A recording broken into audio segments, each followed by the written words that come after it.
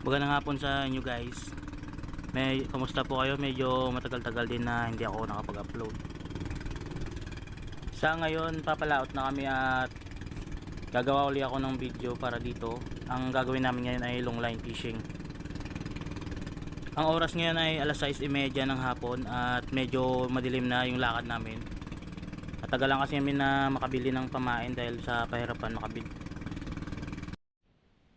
Nandito na kami sa fishing spot na gustong puntahan ng mga kasama ko ngayon. Halos mga isang oras din yung biyahe namin. At ngayon ay nilalagay na yung pangapain sa mga kawil. Ito malalaking pusit yan guys.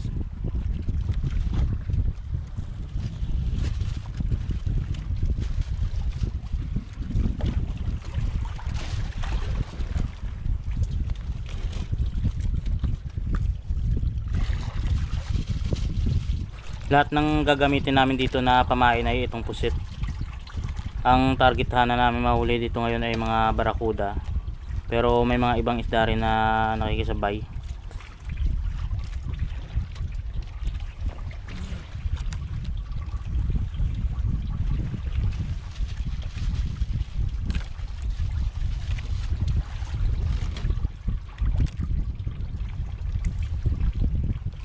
Ang dami ng pusit na yun na pamain namin ay 5 kilo guys. Medyo may kamahalan yung kilo ngayon ay dahil 210 per kilo yung pusit na ganito.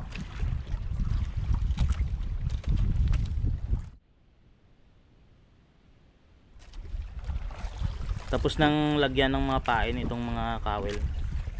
At ngayon ihahanda na namin para may uhulog na isa-isa.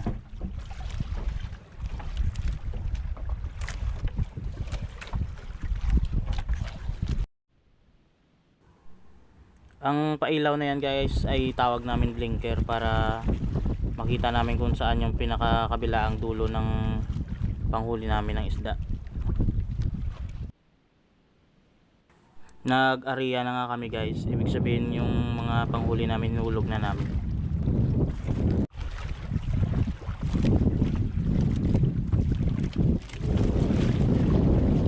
Ang agwat pala nitong bawat isang kawil ay 7 dipa.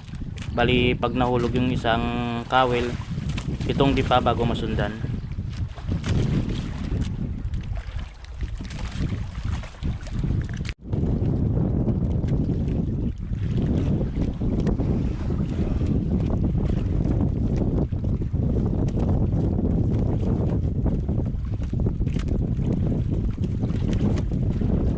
Paubos na mahihulog mga pain na.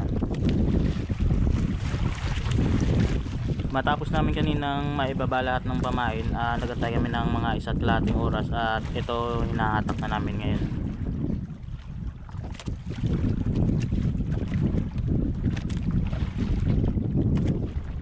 May nahuli na guys, ito yung unang huli namin ngayon. Barakuda, malaki guys.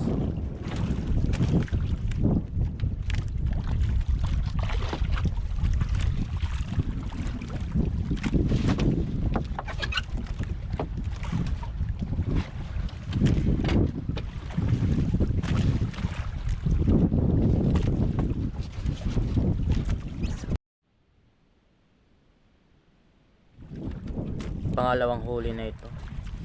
Kugaw pangalan ng isda nito sa amin. Kugaw guys.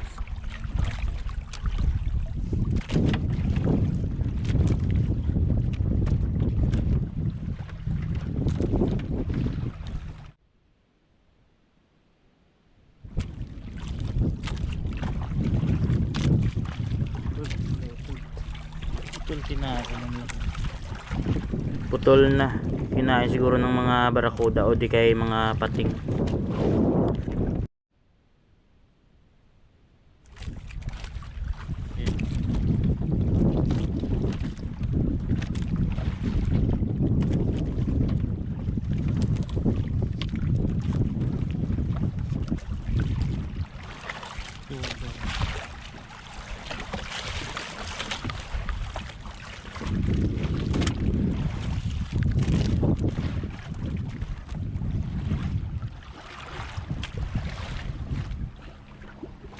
Sumangit ka.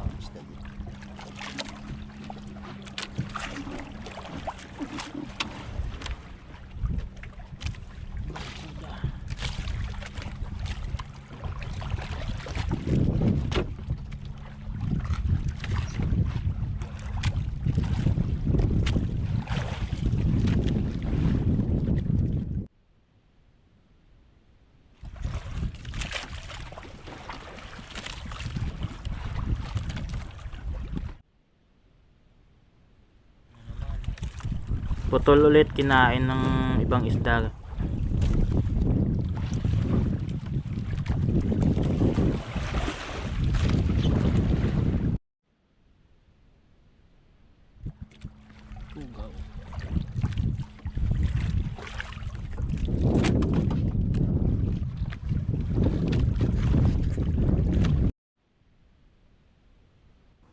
Tamala.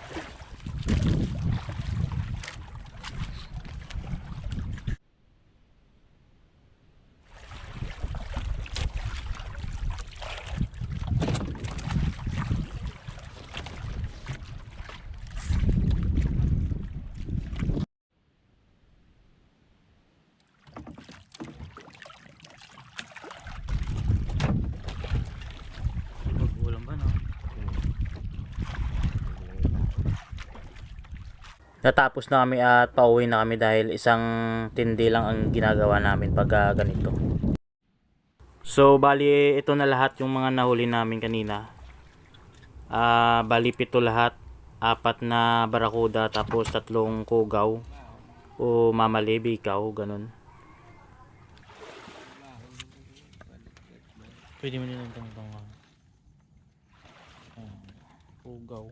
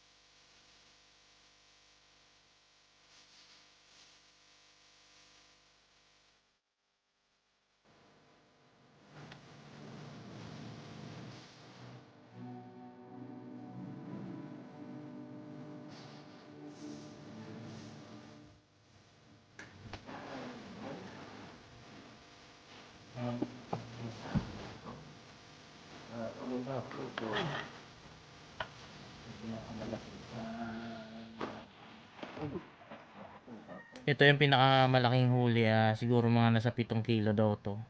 At ito yung pinakauna din kanina na nahuli.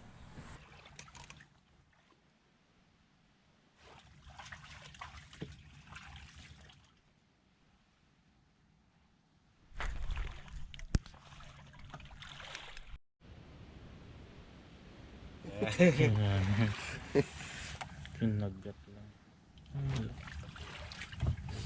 Sunog. Ay.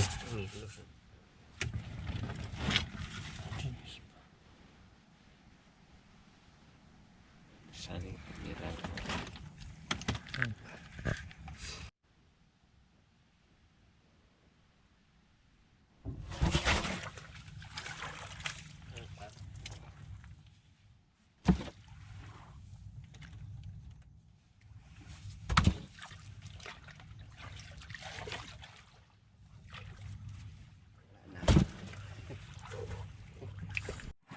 Ito yung ginamit namin kagabi na panghuli ng isda. Yung kawel nito tagay number 15.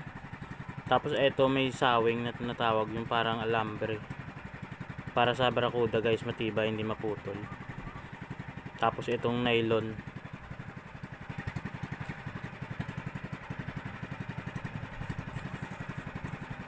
Ang tungkol naman sa naging tubo sa pangingisda kagabi ay ito.